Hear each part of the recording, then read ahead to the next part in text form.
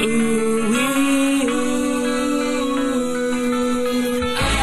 bringing the trailer park lifestyle to the world.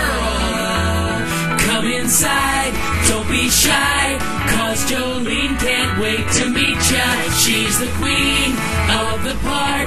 She's got gossip news and lots of food to feed ya. Jolene Sugarbaker. Jolene Sugarbaker is one budget-minded girl. Lots of cheap fashion is the passion at the park. The passion at the park. The passion at the park.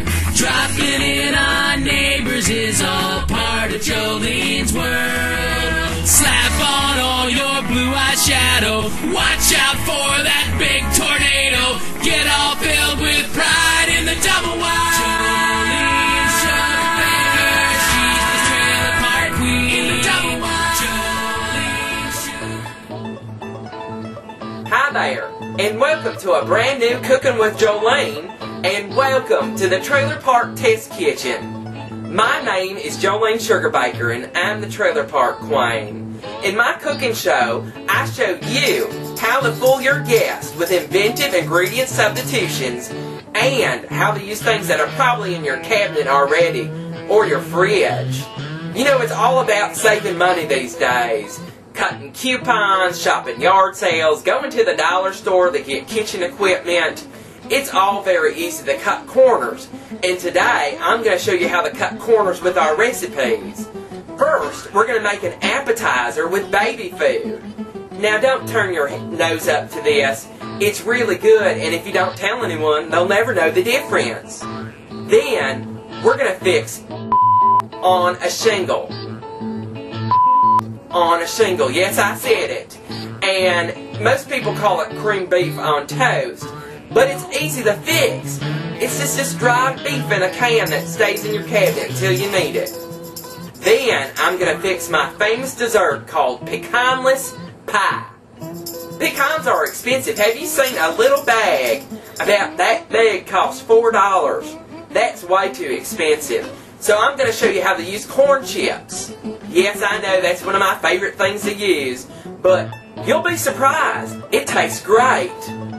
So sit back and relax and come on into the kitchen with me, Jolene, for another episode of Cooking with Jolene.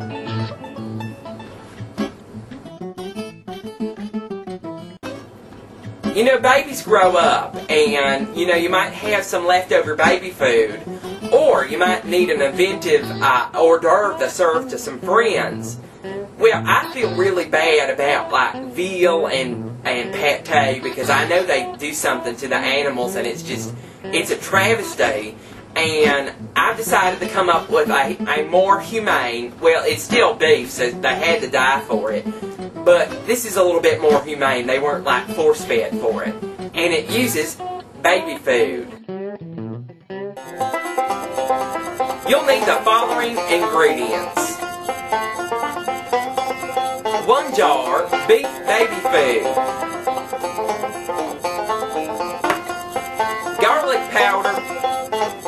Ground mustard. Black pepper. Some salt. Some cayenne pepper, Montreal steak seasoning, and something to make the top look pretty. Today I'm using sliced ripe olives. Making the pate is really simple. All you have to do is take your beef baby food and just dump that in a pretty bowl. I think I need a little spoon here to let it out. Let me see here. Of course, I don't have a... There's a spoon. No, that one's dirty. That one's a spork. A spork will work too. I get all tangled up there. I'm going to go ahead and put the beef baby food into this nice bowl here.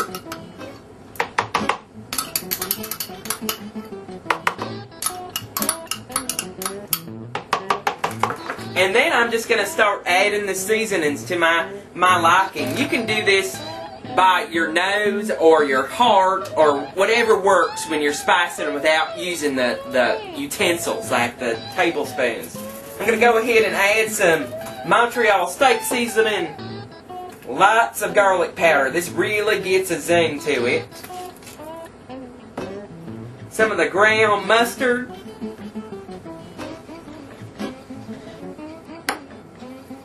Some cayenne pepper. This just kicks it up a little bit. There we go. A little sprinkling of the salt. A little bit of the ground pepper. Mix that around.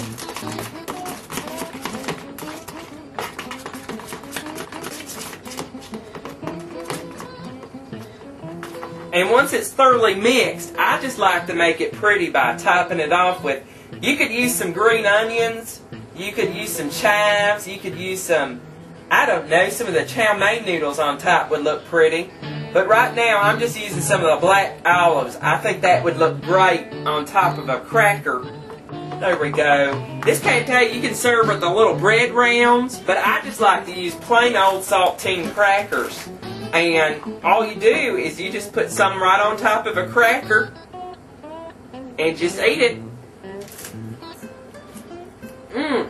Tastes just like store-bought pate. You should try this tonight with one of your guests.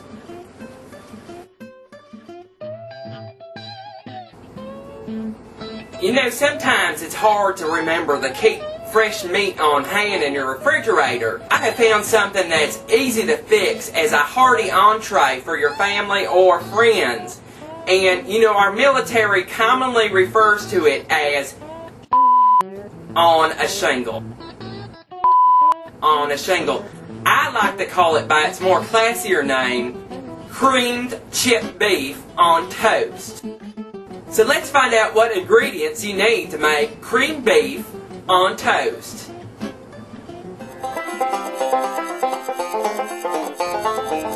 You'll need a jar of dried beef, 1/4 cup butter, some salt, some garlic powder, some black pepper, some Worcestershire sauce, some Worcestershire, this stuff, about 1 pint of milk, and some flour.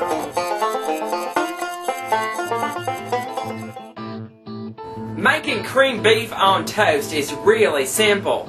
You'll need a saucepan, and put that on the oven there. And we're going to put our butter in there first, just about 1/4 cup. We're going to melt that down, probably over medium heat here. Be sure to use a plastic spoon if you use this non-stick cookware, because I think it gives you that Alzheimer's disease if you scrape it. I don't know. So we're going to mix around our butter here until it melts. Don't burn the butter. Don't get brown. We want just a nice melted butter here. Okay, we have the butter melted down nicely, and we're going to go ahead and add some of our flour here. About a 1/2 cup of all-purpose flour. About 1 pint of milk, which is about 2 cups. It's very easy. Add a little bit of the garlic powder for a little kick here. How about some pepper here?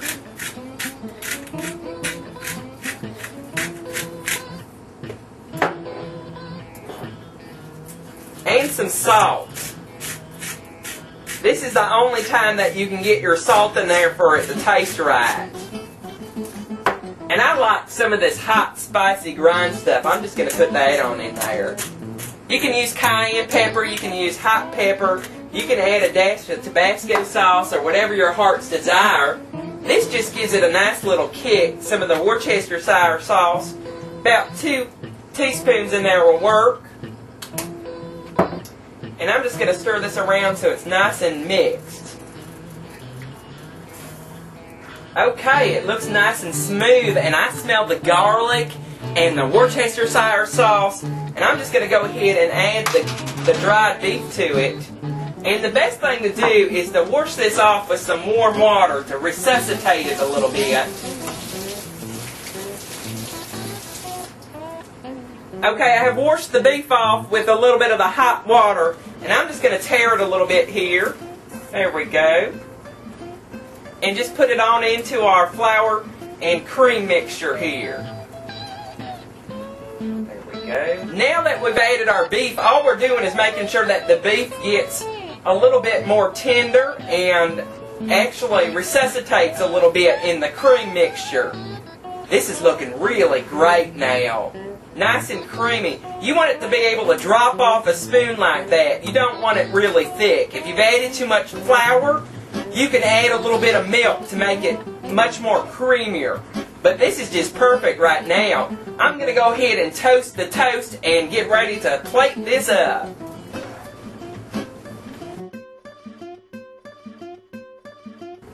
Next up, I'm going to show you how you can save some money on your desserts. You know, has anybody seen how expensive pecans are lately? It's like $6 a bag. I can't afford that every time I'm craving a pecan pie. But I can afford a 99-cent bag of corn chips. Now, I know you remember my first episode where I showed you how to take them and make it into an entree. Today, I'm going to show you how to take corn chips and turn it into a pecan pie. Well, there's no pecans in it, so I call it pecanless pie. But I'm going to show you how next. For the pecanless pie, you need the following ingredients. 3 eggs, 3/4 cup of molasses, 1 teaspoon of real vanilla, a 3/4 cup of light corn syrup, 2 tablespoons of butter, 1 tablespoon of flour, 1 9-inch unbaked pie crust, and a leftover bag of corn chips. It's okay if they're crushed. You can go ahead and crush them up. You need about 2/3 cup.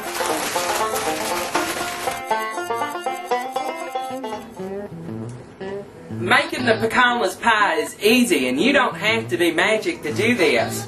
All you need is 3 eggs, 1, 2, 3.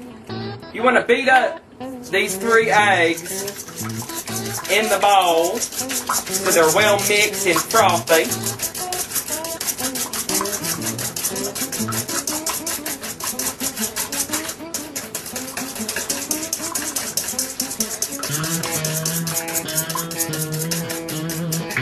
We're going to add 2 tablespoons butter that has been melted in the microwave really quickly.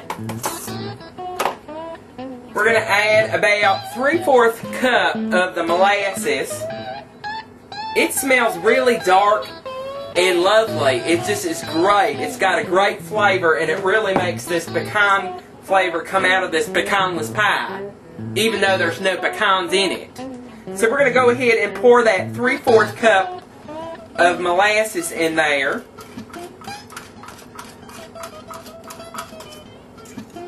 Mix that around.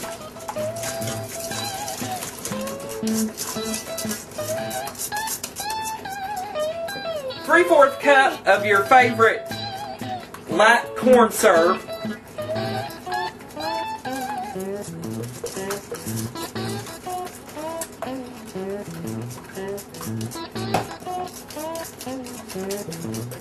And about a teaspoon or so of the vanilla extract. Oops. Didn't mean to do that.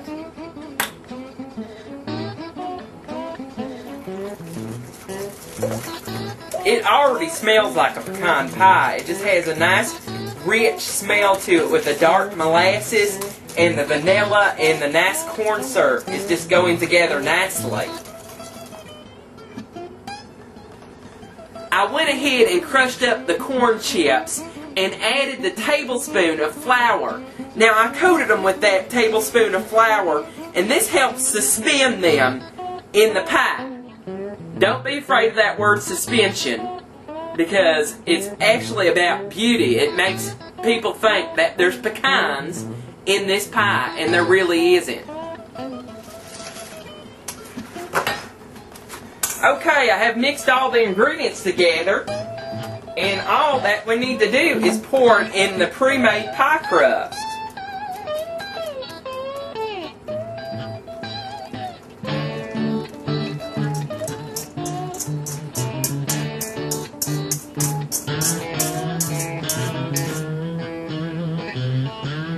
And that's all the preparation it takes to make the pecanless pie, other than cooking it, which you'll need to bake at 450 degrees for 10 minutes, then reduce the heat to 350 degrees, and bake 35 minutes more until it's all firm like a pecan pie.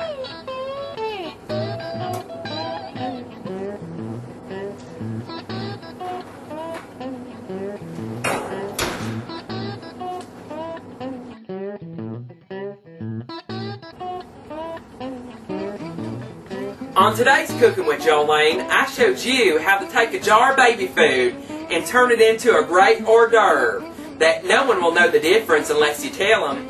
It's really nice and spicy, and it's great on a saltine cracker. You can dip it, you can use one of those little butter knives. Make it as fancy as you want. You could even serve it in a glass ashtray and people will think it's even more fancier. It tastes so spicy. Tastes just like the pate that they hurt the animals for. It's good. I'm going to have some more. Then I showed you how to make the Army's worst nightmare into a great entree for your family or for yourself using dried beef. It was called on a shingle, but I like to call it cream beef on toast. It was really simple. All we had to have was that dried beef, made a great, nice, creamy gravy, and you can serve that over toast or that Melba toast, whole grain bread, or that cholesterol-free bread, whatever kind of bread you like. It's very tasty, and it's a nice, hearty, filling meal that I think you'll enjoy. That's good too.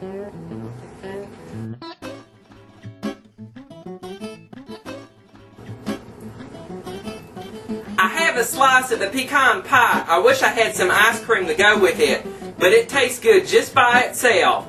It really tastes down home and just like Grandma used to make, even if it's made with corn chips. You should try this tonight. It's really great. That's good.